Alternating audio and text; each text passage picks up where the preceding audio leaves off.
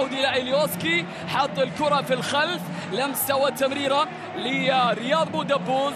ربع ساعة تقريبا من كل شوط تشاهد فيها كرة قدم، ثم لحي رياض البراهيم اللي كان مع الاتحاد في وقت ماضي وسبق وأن مثل فريق نادي هجر. محاولة بودبوز، المحاولة لدى بودبوز، يستعد للرياض، يلعب كرة عرضية، محاولة بالراس، عندما ينزل إلى أرضية الميدان يشكل لمسة إلى ماكسيمان، يحاول الهجوم، المحاولة مستمرة إلى الناحية اليسرى، ترجع الكرة لبودبوز، كرات متبادلة بين أقدام لاعبي النادي الأهلي.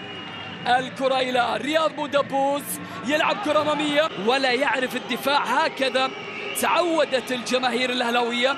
كرة تصل، بودبوز يعتمد على زياد كثيرا، محرز يترك الكرة لرياض، بودبوز يلعب الكرة، رياض محاولة ولكن يحاول ماكسي، يتقدم ماكسي، يلعب الكرة، بودبوز، سيمان.